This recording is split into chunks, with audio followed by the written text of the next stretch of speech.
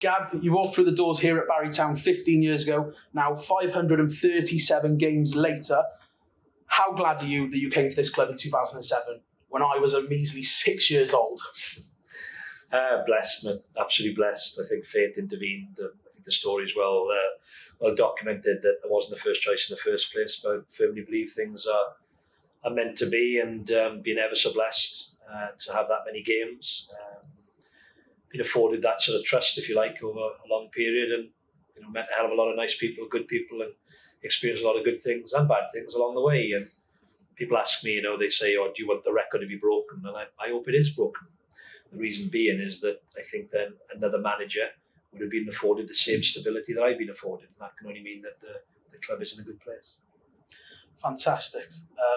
And hopefully the record at some point will be beaten, because that's what we're here for. Your first game was a 3-0 win against Garden Village. But a little birdie told me that you actually made a little mistake in that game. What was that mistake? Yeah, I made 4 subs. It's strange. I had a Polish player with us at the time, Thomas Hedger, really good player. He's a coach himself now, back in Poland. And we were trying to integrate him into the squad at the time. We were 3-0 up. And I thought it was a really good opportunity now, get some minutes, etc. We were trying to improve on his English at the time. Great lad, but put him on with about 10 minutes to go, I imagine. And it was our 4th sub. I didn't realise. I think I made 2 with the referee and 2 with the linesman. But naturally, I blamed it on them.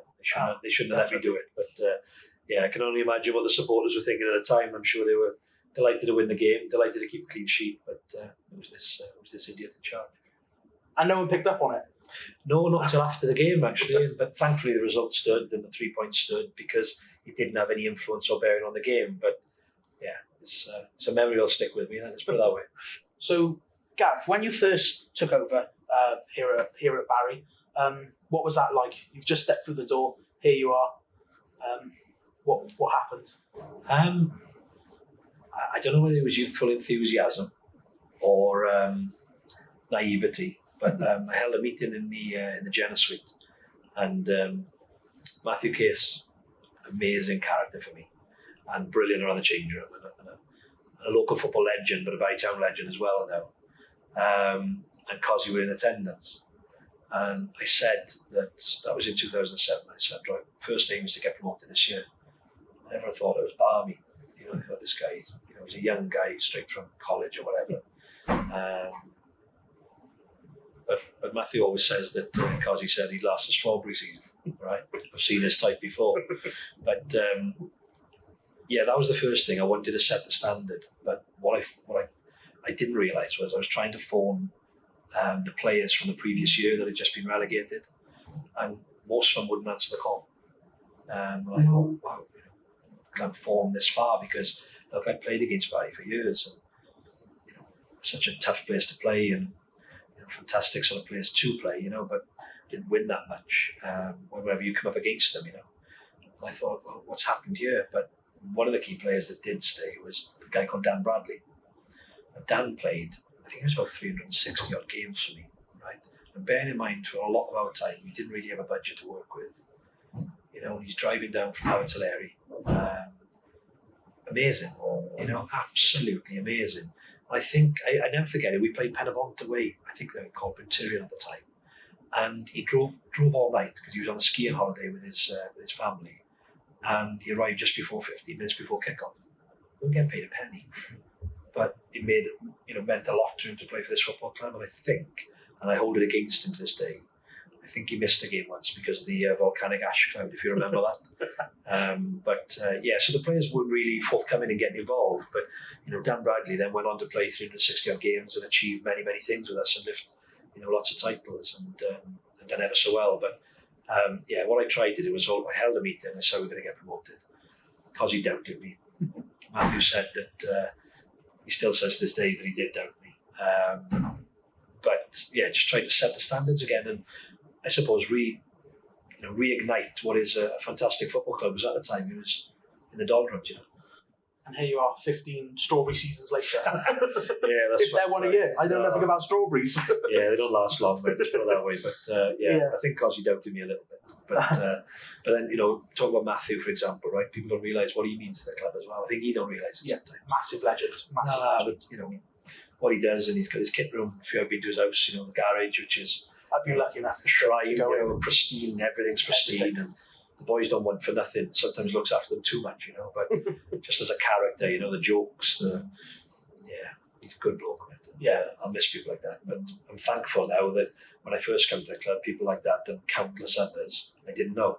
Now they're in my life, and I hope they stay in my life for a long time. Absolutely.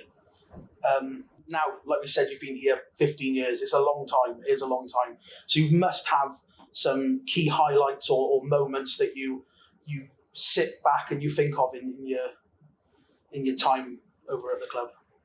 Yeah, look, throughout all the time, I haven't really been that reflective, if I'm being honest, because it's always about the next game, But now we're at the end, so to speak. I've been having a chance to think about things, really. And like day one, for example, I met Cosy, right? And at that one point, could I never have imagined that he'd have such an impact upon my life, More or less class him as a family member now, godfather to his grandchildren, and just immensely proud of those little things, really. So I'm highlighting Cosy there, but I could highlight loads, and no doubt I'll bring up those later on. But generally, it's the people. It's just a great place to be.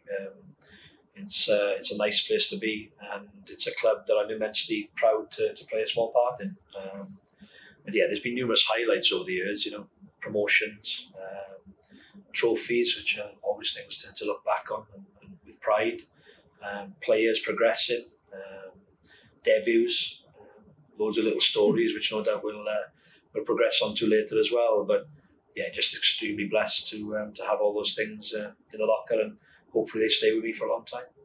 So, do you take Cosy with you, or do we get to keep him here? No, you can definitely keep him. Oh, brilliant! Yes, we'll have him. Yeah, definitely. No, but again, just another guy that's part of the fabric, people like David Cole and people like that. Just definitely.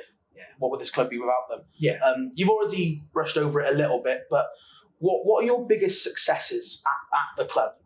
I know there's so many, but yeah, well, it's tough, isn't it? What success at the end of the day? If you're cut and dried about it, for a first team perspective, in a performance oriented environment, it's ultimately about winning. But for me, I think one of the biggest success we've had over the years, and I say we, because it ain't about me, and I don't like all the accolades coming my way, because it's ultimately a huge, organisation, if you like, of people that come together, right? But we were part of a club photo.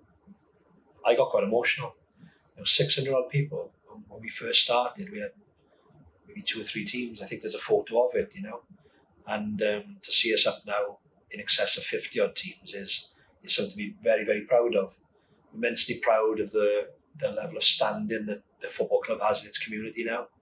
Arguably, when we were at our most successful, probably didn't have the community footprint we have now, and that's so important. I think it can grow even further. The people, how it's grown in terms of the club, and not just in the men's sort of environment. To see all the girls evident, to see the pan disability guys part of it, the walking football, the vets football were thriving. That's just to name a few. It's just immensely proud to see that this club actually means a hell of a lot to people now, outside of maybe just the first team, which it can be judges of sometimes. The trophies are obviously nice and amazing, great memories, the promotions. All part of the fair, if you like, part of the ride, part of the roller coaster. Definitely. I won't lie, Gav, you are one of the most humble guys I've ever met when it comes to this club as well, and everything that's happened here. And I knew asking that question, you'd say how the club has grown, because I like to think I know you quite well. But I really want to know, do you have just a personal success that you look back on at this club and you just think, do you know what? I did that. And I know you're not the type of guy to say this, but this is just what I wanted to ask. It's a tough question, right? Because, I'm one person. Yeah. And if I was on my own, I would never have done, anything. I would achieve very little. So I really believe in we, not me. Always have done, always will do. The bit that I get not emotional about, but maybe emotional is now I'm starting to see boys that I've managed and I've worked with, they're becoming dads, or they're setting up their own business, or they're holding down, a really strong job. And when they first started, maybe they probably didn't know their way a little bit. I'm seeing them become managers of other clubs or coaches, and that stuff does make me feel very, very proud. But again, that wasn't achieved in isolation. But yeah, it's nice, and it's nice when you bump into some of the players of yesteryear, so to speak. And you're able to look them in the eye, and you're able to have a good conversation with them, and knowing that you've done well by each other. You were always honest with each other, and you achieved some great things together. But yeah, to see them becoming parents of their own, and being the blokes they are, is brilliant. Yeah, that's lovely, and obviously the amount of people that have come through this club, and some still here, like you said, some have moved on. Yeah, it's always nice to bump into people, and and you can always relate back to Barry Town wherever you go. Yeah, do you know what? Right, I work at the USW and have done for a long time, and one of my colleagues up there, he worked at Pontypridd Rugby Club, right? And Pontypridd Rugby Club's got a real identity about it. It's got a real strong affinity in its local area, and you see kids around that area wearing Pontypridd Rugby Club jerseys, right?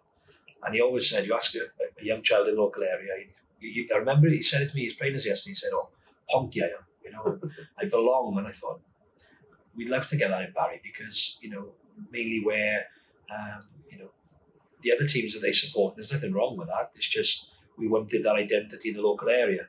Now, to see the kids wearing their kit, I go to the supermarket, see the kids wearing their kit. Brilliant. You see the boys, the girls, everyone, all right? You go to school, you see the parents wearing jackets. You go for a walk. I was going to say a run, but that would be me lying. Same here. And you see people out and about walking the dogs, and they're wearing their kit, and that's nice. It's a lovely footprint that we've now got. It's fantastic, and I think it all relates back to the motto, the slogan we have at this club: "Your town, your team," which I've always loved since I've been here, and I'm glad we adopted in such a way. If I'm honest, obviously, people, things, places, games. But what I want to know now, what do you think? What will you miss? What overall will you miss at this club? And there's so much, but if you can whittle it down to a few. Everything really. It's strange. People ask, do I enjoy it? I enjoy being a part of the club.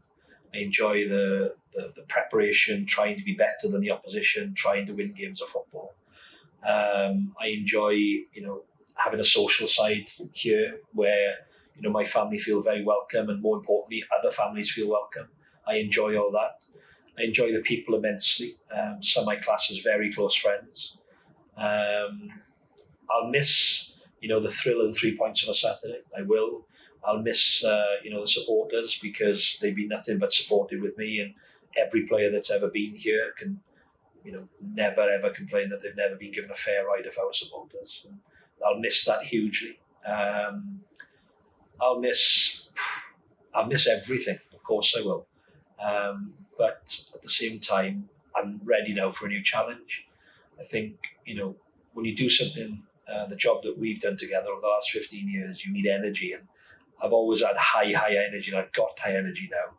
I never wanted to leave a job when the energy started to dip. So, hopefully the club has seen the best of me as well. But I'll miss all of the above and much, much more. But if you ask me the most common denominator, I'll miss the people. Definitely. We do have some very special people here, which leads quite nicely into our next question. Do you have a favourite memory with your time at the club, or memories, I should probably say? Anything that sticks out? Yeah,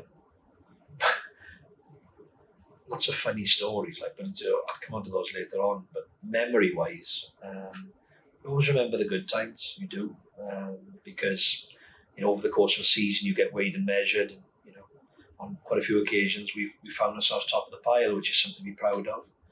I'm proud of the way the club has evolved. I'm proud of the way the club has grown. I'm excited by what the club can achieve in the future, because it's really got a base to kick on now. I'm immensely proud that respect has been put back in this football club.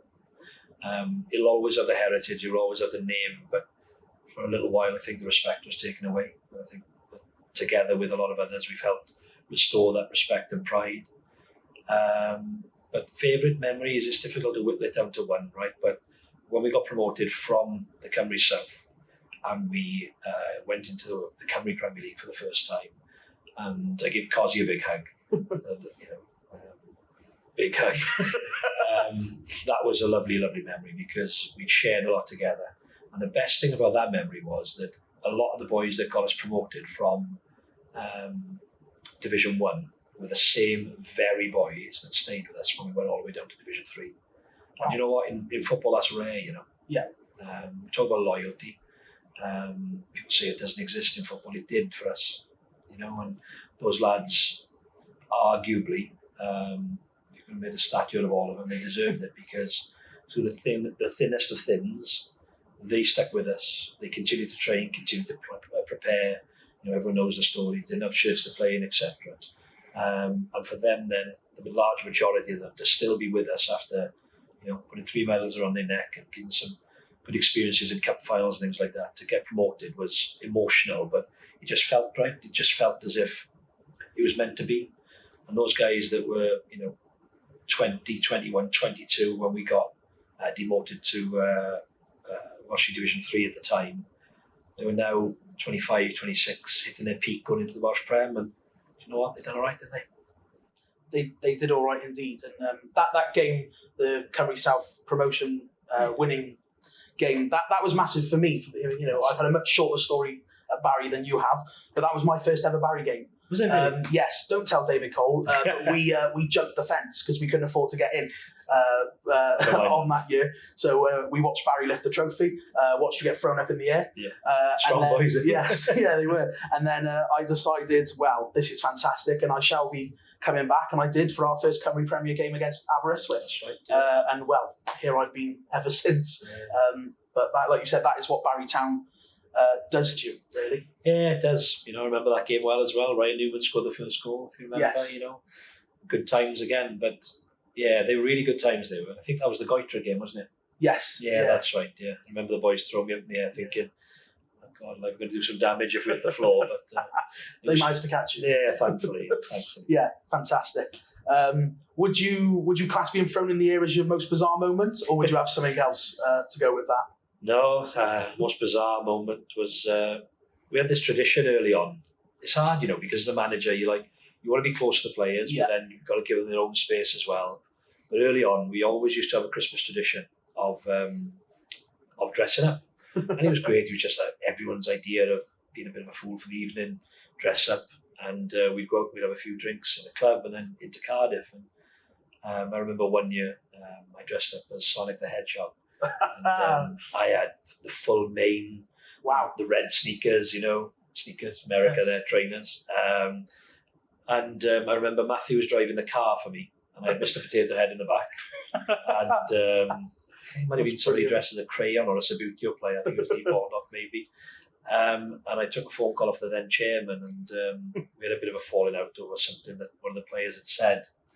And I said, look, one of my players would never say that to you. Well, he did. You called me a liar. I said, I'm not. I said, but I'm defending my player. And then he shouted on the phone, you're sacked, you're sacked, you're sacked 3 times, right? In a Sonic costume. Yeah, he was fully dressed up. Yeah, Matthew's driving the car. And then I spoke to the boys later and I said, didn't he say anything? He said, yeah, he said that. I went, all right, okay. But that's a particularly funny moment. You don't expect to be sacked dressed as no, not at all. A character from a computer game.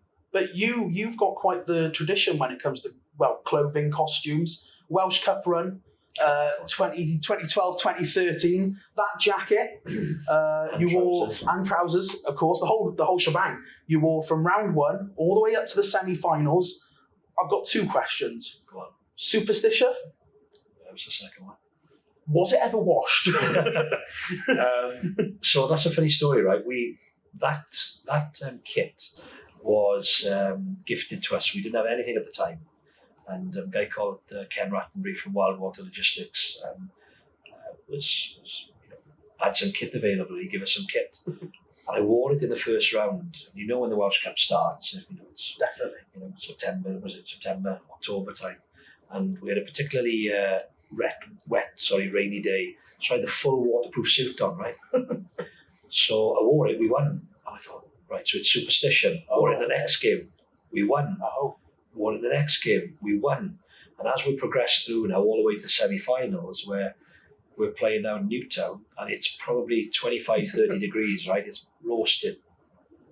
You know, the pitcher's like this table, it was solid.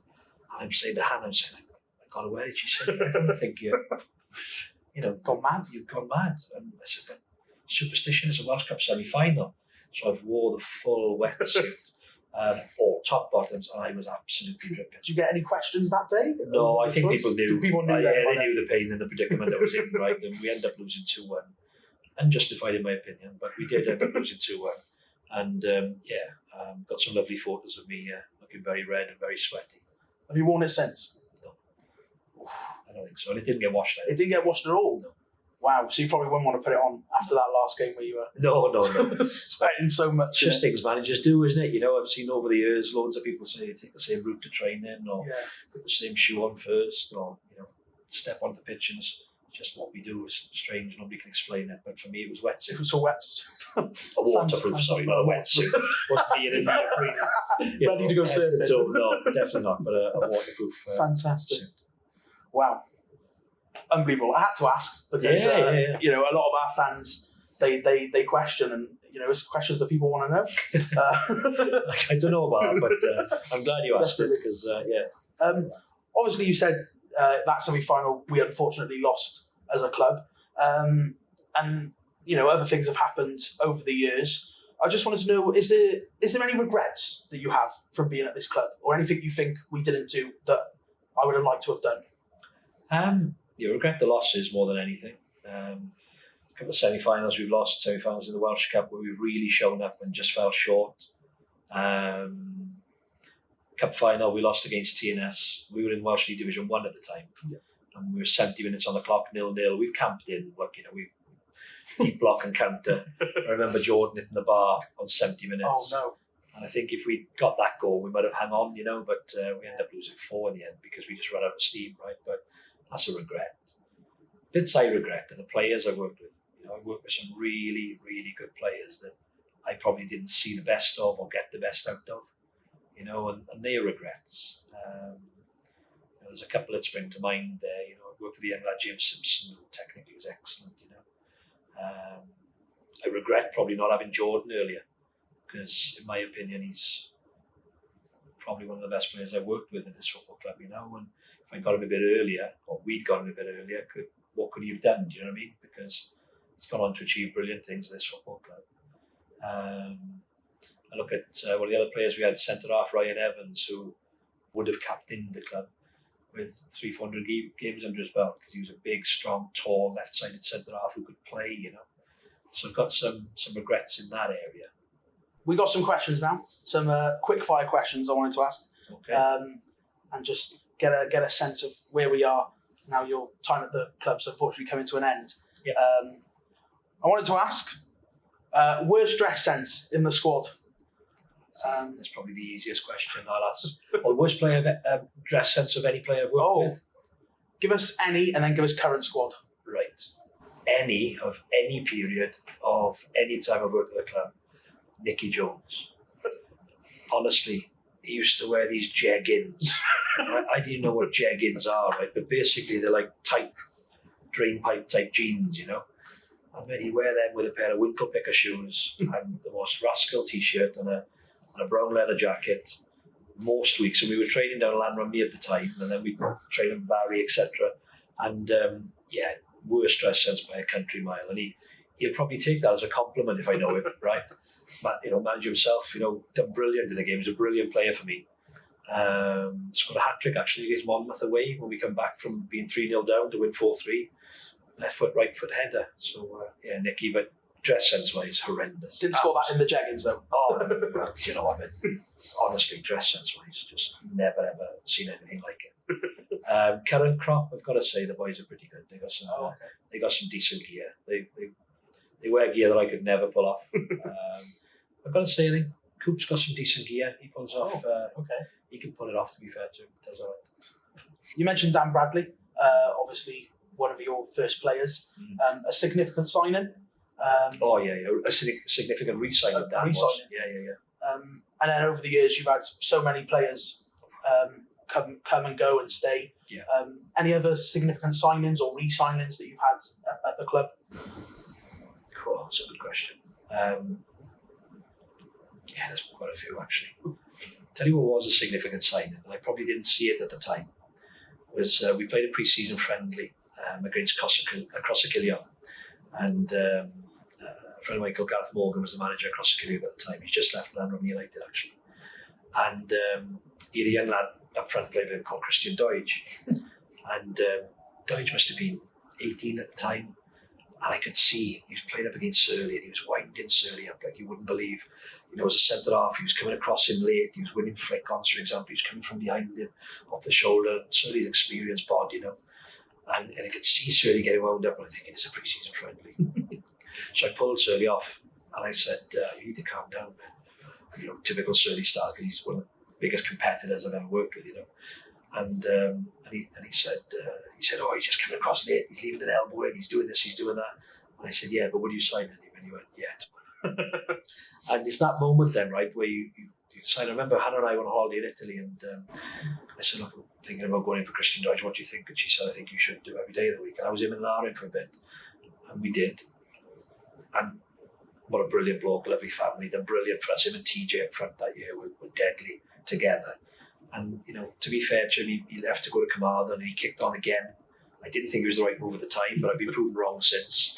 And he went on to be £1 million player, so he was a significant signing for him and us. Yeah. Do you know what I mean? And he'll reflect good on his time here, I'm sure. Maka was a significant signing. We sold Maka at Christmas, and many people question why, but how can you stop a player from stepping into full-time professional football? People don't realise this, but we signed Maka when I was in France on holiday. Last day of the transfer window. Sounds like I'm on holiday a lot, doesn't it? Yeah, I was really not. Every time really you sign a player, you're in a different place in Europe. No. And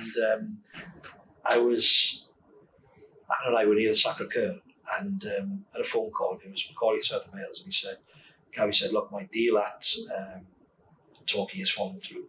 He said, have you got any room for me? And I went, every day of the week. I said, well, Mark, I haven't got much left of my budget, mate, He said, I'll take whatever I can. He said, I just want to be part of a good club. Wow. And you think then that moment, changed his life really, not because of what we did, because of the decision he made and then how he grew with this football club. Do you know what I mean? Amazing. And to see him go back in, I think we were top at the time. Yeah. It's hard for me to say this, but we were up against two really good teams in Connaskey and TNS who were full-time, and we were punching well above our weight. We had momentum, and we had a young team that were full of legs and honesty, and we would have gone close that year. We would have gone really close that year. But even if you said to me now, we would have won the title, if we hadn't sold him, I still would have sold him. Because it was the right thing for the player. It was the right thing for him at the time. People have a go at me for that, but that was the right thing for him and his life at the time. Hopefully we'll be proven right in that regard. I think Jordan Cottrell's a significant signing and re-signing. Can't argue with what he's done at the football club and how many goals he's scored, the influence he's had, and he was just sought after over the years. It's hard to say really, because I sort of talked about Dan Bradley being a massive, important figure in this football club's history. But I think when we went out and signed Mike Lewis and Chrissy Hugh in that last year in Welsh League Division 1 to get promoted, I think both of them have proven to be just immense legends of this football club. Just trying to think of how. There's loads really. I think Coops has had a brilliant time at this football club and more than delivered. He's proud to play here as well. There's been loads really, but I'd say they're probably the majority ones. But the one that probably stands out the most is Homeboy. It's Hometown Boy, sorry. It's Kim. Kim bought into a vision really. I tried again the year before, but couldn't quite get there. And for our first season back in the Cymru Premier League to sign a local lad that lives a stone's throw away from the ground and has gone on to lead the line the way he has, to score the goals the way he has, including in seasons where we haven't been brilliant like last year. Just immense really, and his seat at the table, I suppose, is at this football club will always be assured. But also now you see him as a captain, he's grown into the role hugely in terms of how he leads, and just has that nous for scoring goals, and long may it continue, and I hope he continues to do well for the club. But yeah, they are some of the more significant signings. And I've probably let a few people down there, and there's so many, and I have probably missed out on some, but they're the ones that spring immediately to mind. Unbelievably so. And obviously, last year with the coming down to the Cymru South, Kane, Jordan, Mike, Chris, Troy coming back, all these players, Coops as well. Sorry, yeah. Like I said, there's so many you forget.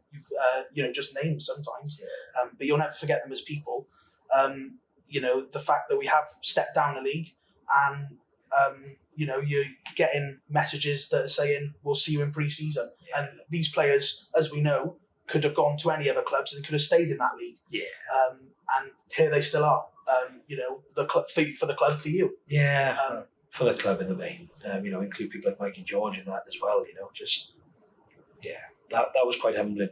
It happened before when we dropped down to tier 3, tier 4, Welsh League Division 3 at the time, and it stood us in good stead. And at the moment, touchwood, it continues to stand us in good stead. But players know when they're part of a good club, and those players felt as if, look, something wrong's happened here. We need to put that right. And I felt the same. Because you do doubt. It's only natural. Your head's above the door in good times and bad. When you take the stick when it's deserved, and it was very much deserved.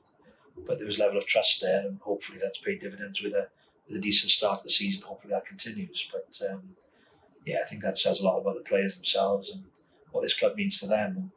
And as I said earlier, it's a good place to be.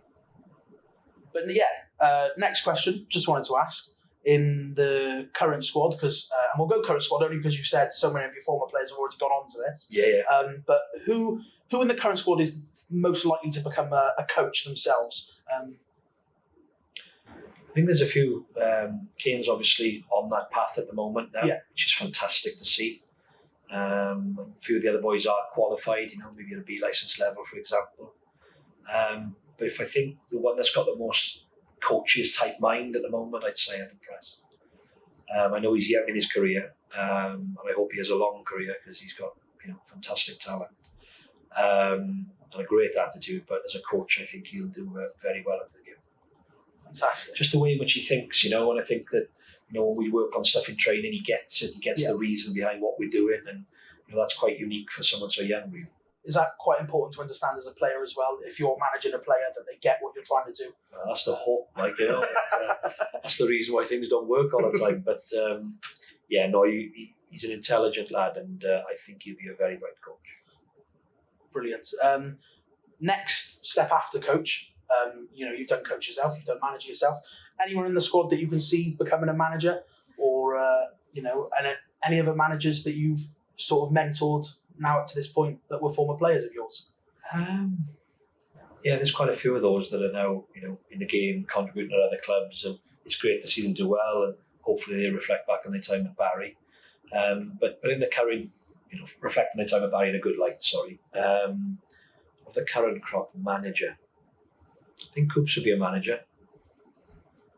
In the traditional sense, because he's a good leader.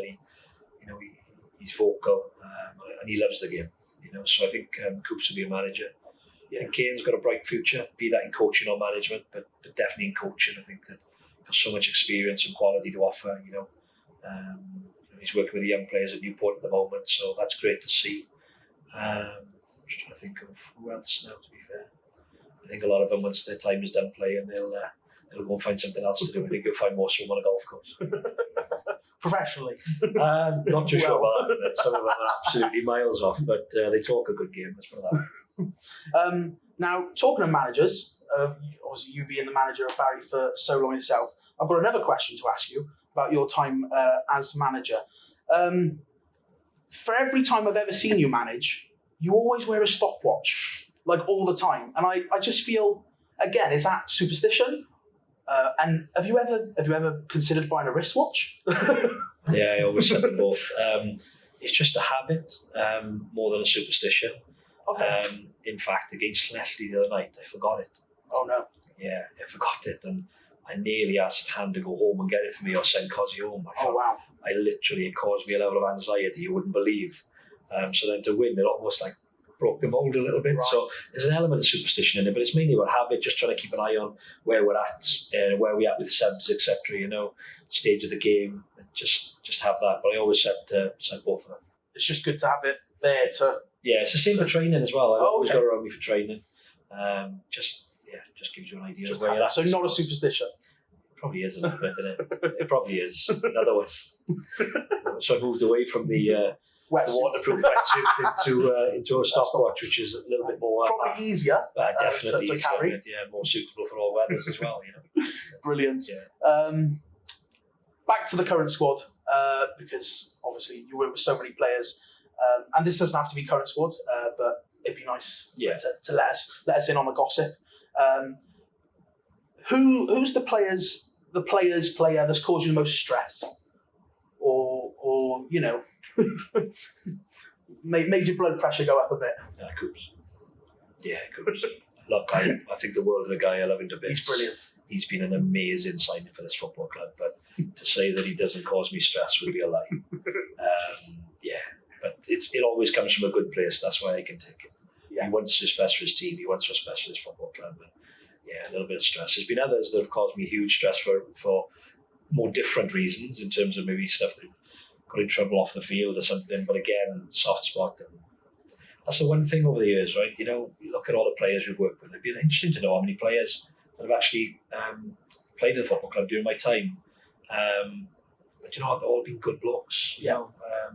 Everyone's different. We haven't had many bad ones really.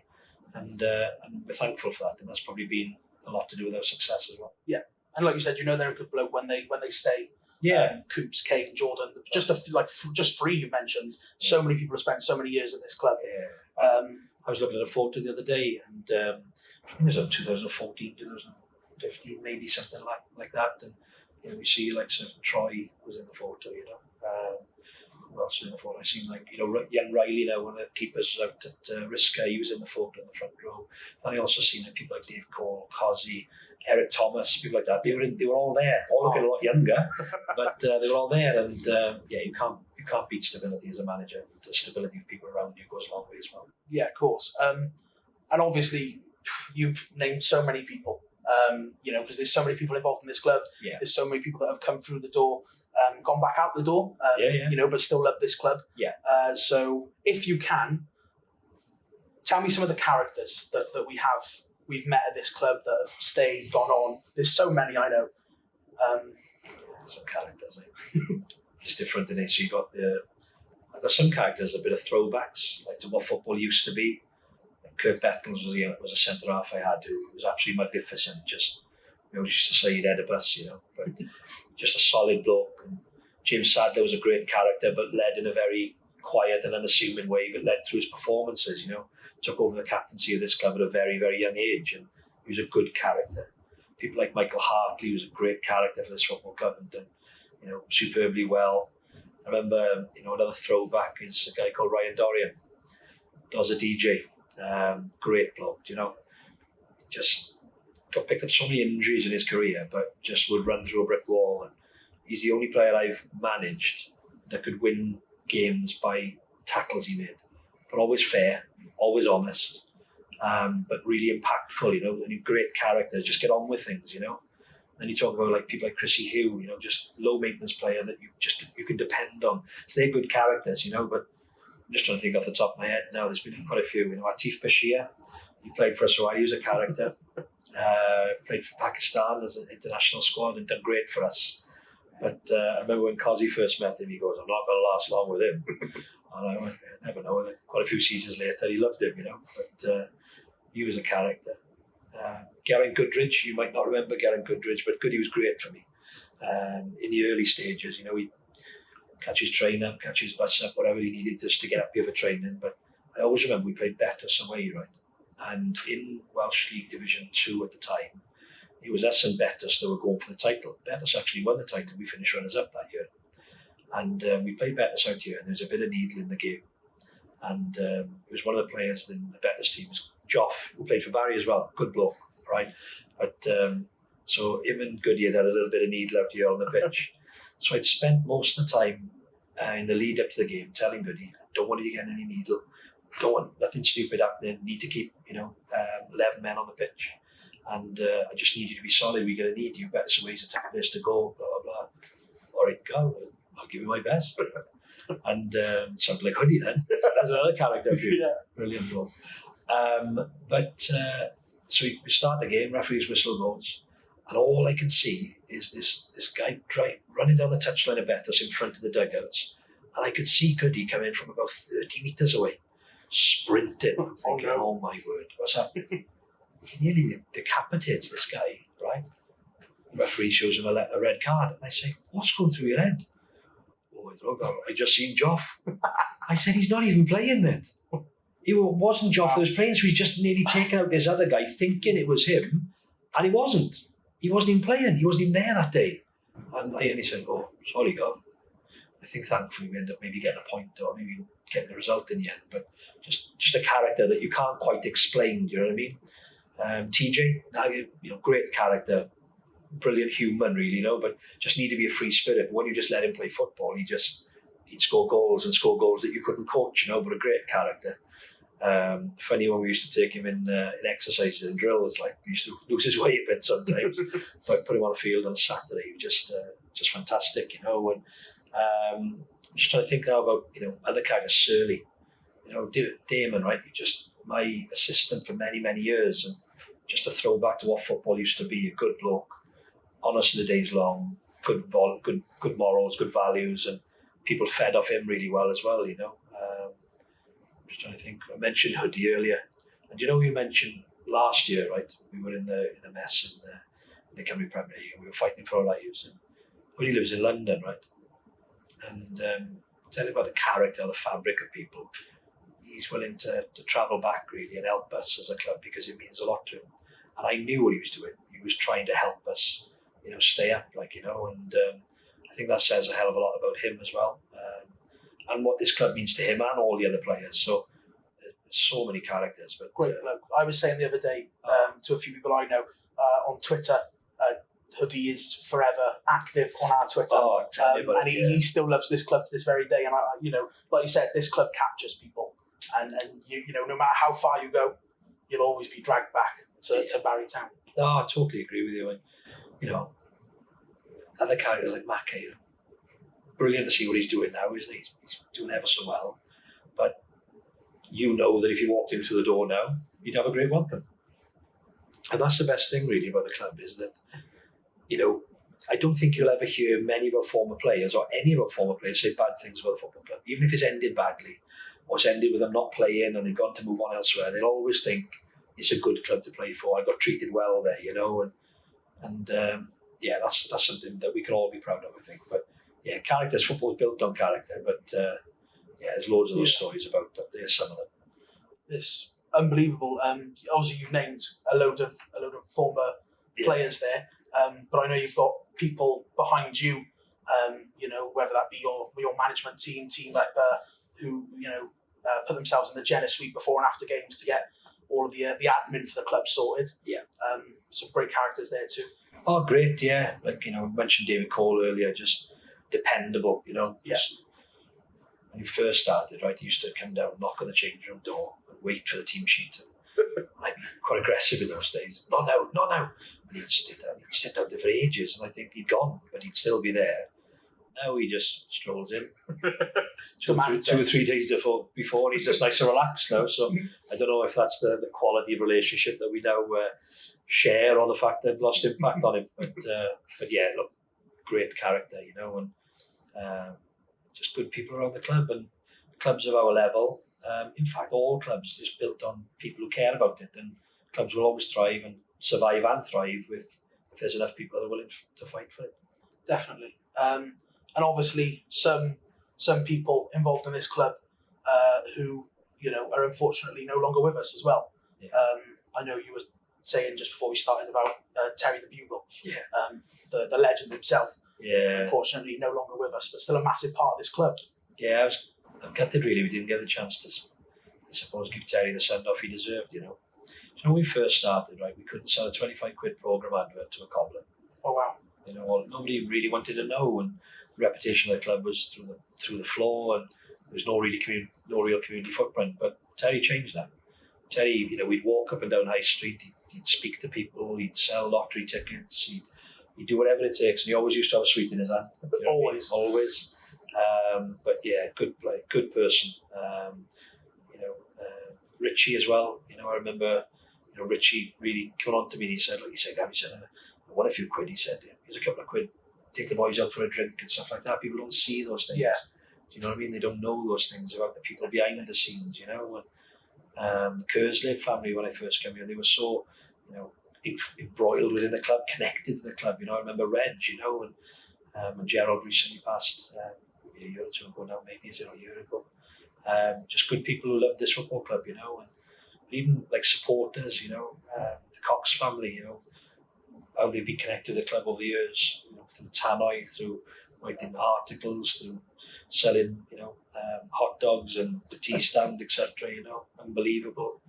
I worry about mentioning people because you worry about leaving people out, and hopefully people know that I'm speaking off the cuff here rather than through any planned script, so I'm bound to miss something. Yeah. But I remember Jace Pauling. I always know when Jace is at a game. Always know. Yeah. What's the first thing, and you just go, what is that thing that? Oh, I know Jace is here. Yeah, just vocality. Oh, really? Yeah, I can hear his voice. I can pick his voice up. I know when he's going to stand. And He thinks he's having a small chat, but he's no, honestly, there's something about that, and that's the other thing. So you get to know supporters by their name, you get to know their family stories, and miss that. Yeah, brilliant bloke.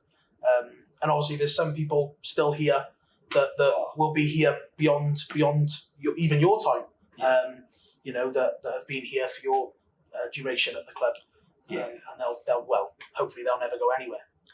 Yeah, I'm just reflecting. Yeah, well, obviously I hope so too. I think the club's in a great position to kick on now, but just reflecting there once you were asking me the questions, and I mentioned earlier about a photograph in 2014, 2015.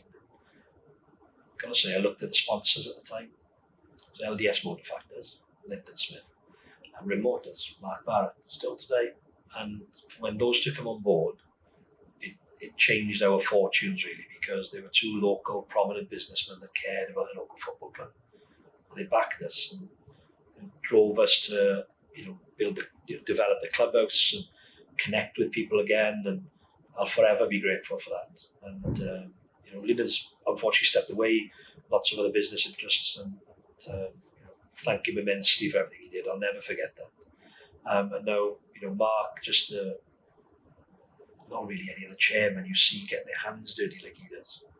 I wish sometimes he wouldn't, but see him collecting glasses, see him putting tables up, see him, running around to go and get hot dogs for the hot dog van, or organising nights in the Jenna suite, or just an immensely generous man that cares. And I'm proud to see that his grandchildren are part of the club as well, and Johnny, his son, who plays such an active role, and it's been such a key part for me really, like a crutch to lean on sometimes, a real communication between us that helps keep things nice and clear and ticking over all the time.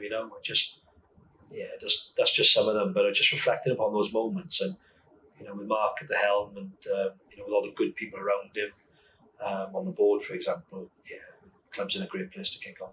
Definitely. And well, there's one more person I wanted to mention, and I know this person will hate me for this, but I'm going to do it anyway. Obviously, as we know, you are leaving us, unfortunately. I'm very sad about that. But you are leaving behind your wife, Hannah, who we Not leaving behind.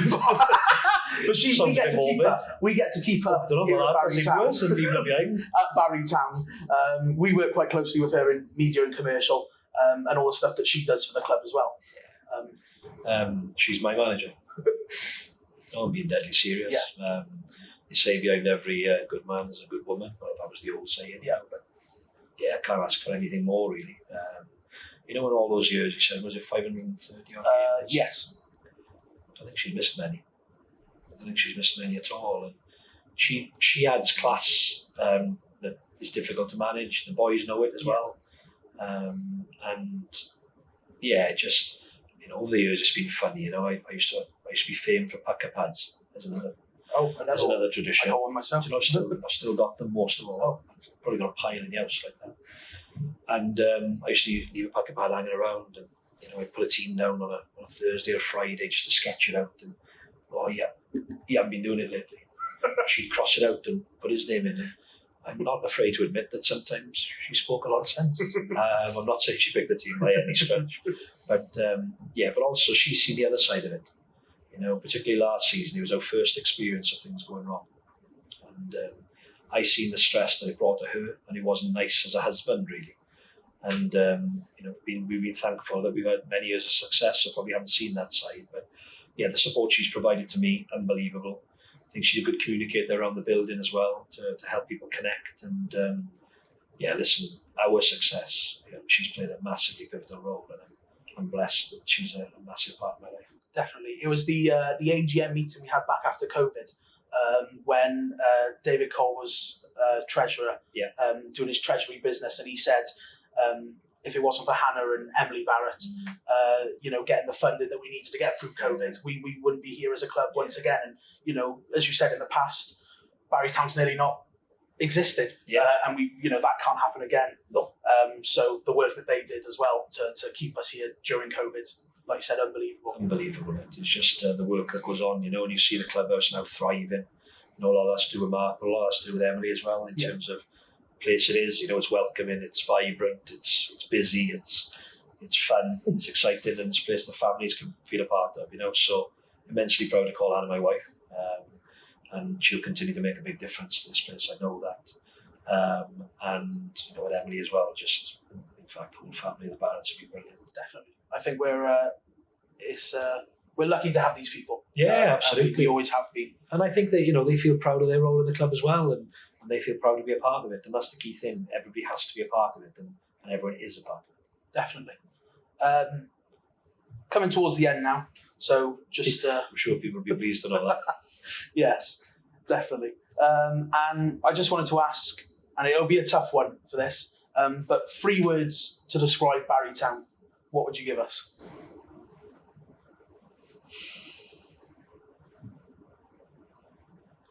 Difficult to replicate. Smart. I like it. No, if I would say something, I'd say historic, because it's got a huge standing within Welsh football, and I hope that would never change.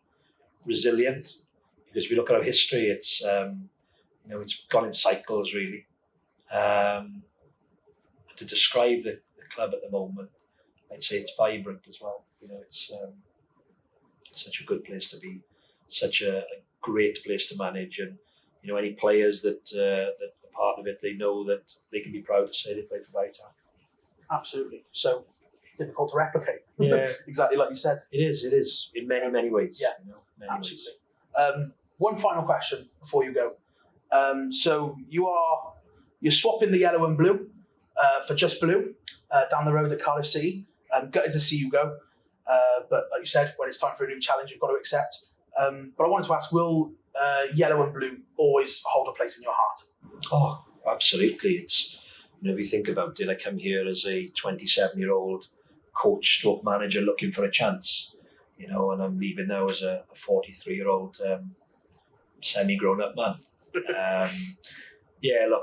Massive part of my life, being hugely privileged to be a part of it. As I said, I was thankful that it was my name above the door really, but truth be told is that it's the collective efforts of a lot of people that have allowed us to be successful.